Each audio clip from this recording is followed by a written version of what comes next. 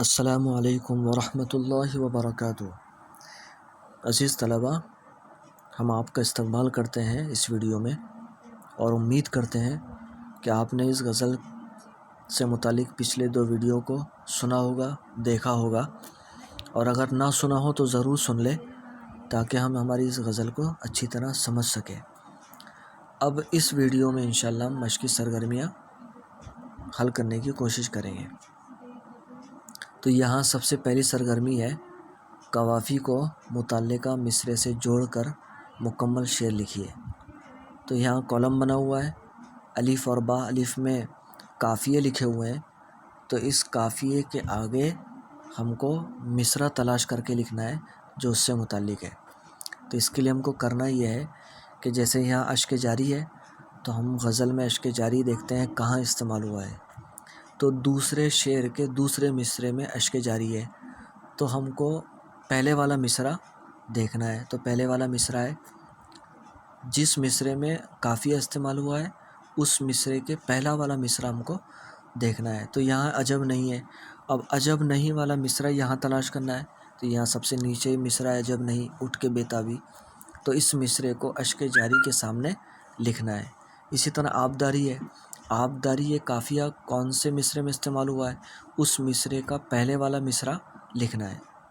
اسی طرح انتظاری ہے، معنی نگاری ہے، جس مصرعے میں معنی نگاری ہے اس مصرعے کے پہلے والا مصرع، اس مصرعے سے پہلے والا مصرع ہم کو یہاں تلاش کرنا ہے اور اس کے سامنے لکھنا ہے۔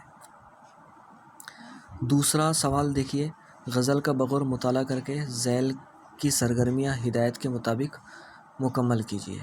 تو سب سے پہلی سرگرمی ہے مطلع سے دکنی الفاظ تلاش کر کے لکھیے۔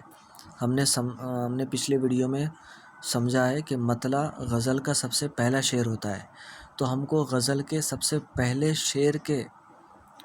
شعر میں دکنی الفاظ تلاش کرنا ہے، سب سے پہلے شعر میں۔ تو یہاں سب سے پہلے شعر میں دکنی لفظ ہے کوئی اور تا اور کسکن، یہ۔ اسی طرح دوسری سرگرمی ہے غزل کے حوالے سے شاعر کے دل فگاری کے احوال کو اپنے الفاظ میں لکھیے۔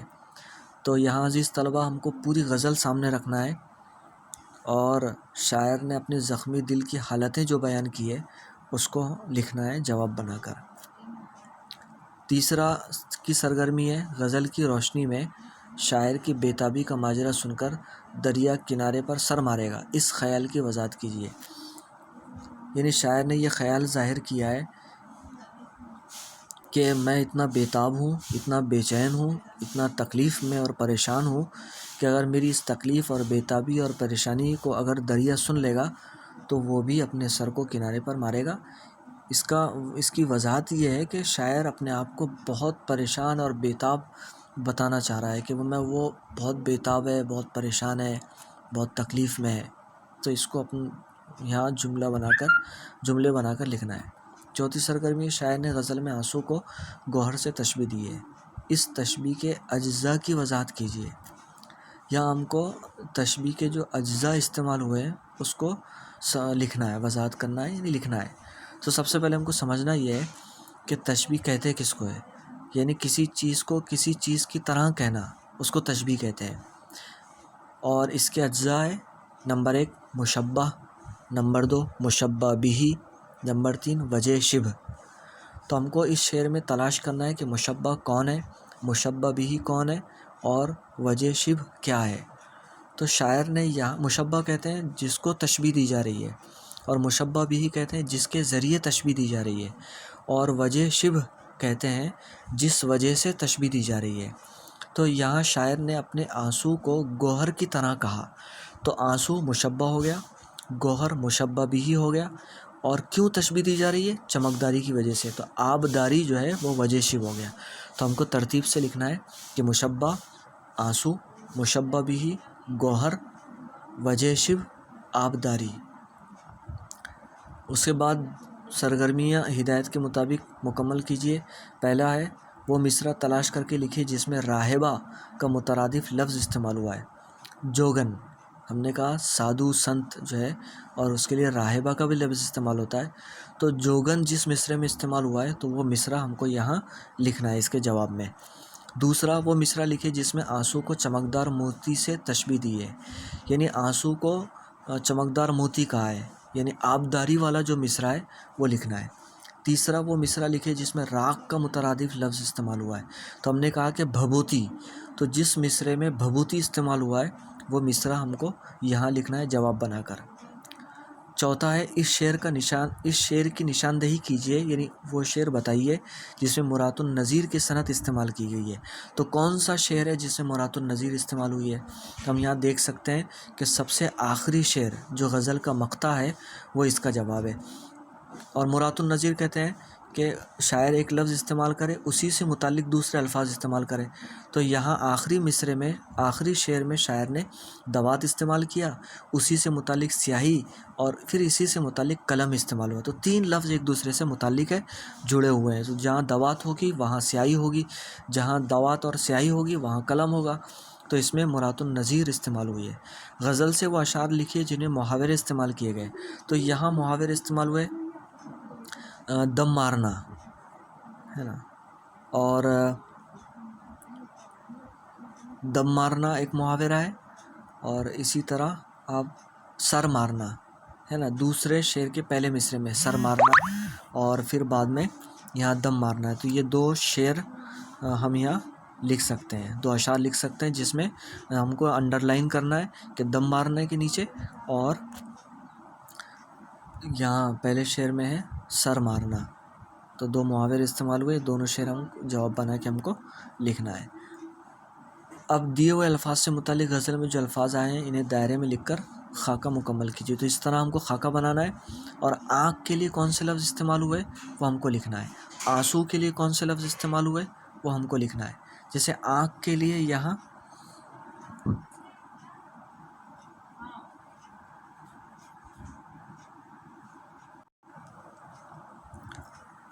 آنکھ کے لیے کہ دائیں اور بائیں جانب دو دائرے بنے ہوئے ہیں، تو یہاں آنکھ کے لیے غزل میں دو لفظ استعمال ہوئے، ایک لفظ استعمال ہوا ہے نین، اور دوسرا لفظ استعمال ہوا ہے اکھیاں۔ اور آنسو کے دائیں اور بائیں جانب ہے، یہاں بھی دو لفظ لکھنا ہے، ایک میں لکھنا ہے اشک اور ایک میں لکھنا ہے انجو۔ پھر مقطع کے شعر میں آئے دکنی الفاظ کا شبقی خاکہ مکمل کیجیے۔ مقطع کہتے ہیں غزل کا بالکل آخری شعر، تو اس بالکل آخری شعر میں جو دکنی الفاظ استعمال ہوئے ہیں وہ الفاظ ہم کو ایسا خاکہ بنا کے، شبقی خاکہ بنا کے لکھنا ہے۔ اس کے بعد غزل کی مدد سے موضوع مترادفات لکھ کر خاکہ مکمل کیجیے۔ تو یہاں بیٹا دیکھو چہرہ ہے اور اس کے لیے دو لفظ لکھے ہوئے مکھ اور انجو۔ تو چہرے کے لیے مکھ آئے گا یا انجو آئے گا؟ تو انجو تو ہم کو معلوم ہے آنسو کو کہتے ہیں، تو یہاں مکھ آئے گا، تو اس طرح بنانا ہے، اور چہرے کے سامنے والا جو دائرہ ہے اس میں ہم کو مکھ لکھنا ہے۔ اسی طرح نہیں ہے تو نہیں کے لیے نین استعمال ہوا ہے یا پھر نہیں استعمال ہوا ہے، تو یہاں نہیں ہم کو لکھنا ہے۔ تو اسی لیے سنیاسی کے لیے جوگی استعمال ہوا ہے، پاس کے لیے کنے استعمال ہوا ہے، تو یہ ہم کو لکھنا ہے۔ درج ذیل شعر کی تشریح کیجیے، یہ ہم اشعار والے یعنی اشعار کی تشریح والے ویڈیو میں ہم اس کو دیکھ سکتے ہیں۔ اب دوسرے صفحے پہ آئیے، یہاں درج ذیل شعر کا تصوراتی حسن اس طرح بیان کیجیے کہ شاعر کی دل فگاری و بے قراری واضح ہو جائے۔ تو ہم کو یہاں تصوراتی حسن کو سمجھنا ہے، صرف آسان ہے۔ تصور کہتے ہیں خیال، تو شاعر نے یہاں ایک خوبصورت، حسن کہتے ہیں خوبصورتی، یعنی شاعر نے اس شعر میں ایک خوبصورت خیال کو بیان کیا ہے، یا ایک خوبصورت خیال کو واضح کیا ہے۔ یہ کہہ کر، یہ جملہ لکھ کر ہم کو تشریح کرنا ہے، یعنی اس طرح تشریح کرنا ہے اور یہ بتانا ہے کہ شاعر نے بہت خوبصورت خیال کو اس شعر میں بیان کیا ہے، اور اس کی تشریح کرنا ہے۔ پھر اس کے بالکل سامنے والا سوال ہے، صنعت مبالغہ کی تعریف لکھ کر غزل سے مبالغہ کا شعر تلاش کر کے اس کی وضاحت کیجیے۔ تو صنعت مبالغہ کہتے ہیں کہ شاعر کسی شعر میں کسی چیز کو بڑا چڑھا کر پیش کرے جس پر جھوٹ کا گمان ہو، اس کو صنعت مبالغہ کہتے ہیں۔ یعنی شاعر شعر میں جب کسی چیز کو بڑا چڑھا کر بیان کرے جس پر جھوٹ کا گمان ہو تو اس کو مبالغہ کہتے ہیں، صنعت مبالغہ کہتے ہیں۔ تو صنعت مبالغہ کا شعر ہم کو یہاں تلاش کرنا ہے جہاں شاعر نے ایک چیز کو بہت بڑا چڑھا کر پیش کیا ہے۔ جیسے ہم یہاں دریا والے شعر کو لکھ سکتے ہیں، یہاں لکھنا ہے کہ آدمی کتنا بھی پریشان ہو تو وہ پریشانی اگر وہ دریا کو بتائے گا تو دریا کیا اس کی بات سنے گا یا سن کر اپنے سر کو کنارے مارے گا؟ تو ظاہر بات ہے نہیں مارے گا۔ تو یہاں شاعر نے مبالغے سے کام لیا ہے۔ تو یہ شعر اس کے جواب میں لکھنا ہے اور اس کی وضاحت کرنا ہے، اس کی تشریح کرنا ہے۔ درج ذیل شعر کا مطلب اپنے الفاظ میں لکھیے۔ یہاں بھی شعر کا مطلب لکھنا ہے جو اشعار کی تشریح والے ویڈیو میں ہم سمجھ سکتے ہیں۔ پھر اس کے بعد جو ہے اضافی معلومات ہیں، اس کو آپ لوگوں کو خود پڑھنا ہے، سمجھنا ہے۔ امید ہے کہ آپ کو یہ سمجھ میں آیا ہوگا۔ میں نے خوب اس کی وضاحت کر دی ہے۔ آپ خوب محنت سے اس کو مکمل کیجئے، اور کچھ اگر پریشانی ہو تو ضرور بتائیے، اور لکھ کر اپنے کاپی میں اس کو مجھ کو بتائیں۔ آج ہی بتائیں، زیادہ بہتر ہے۔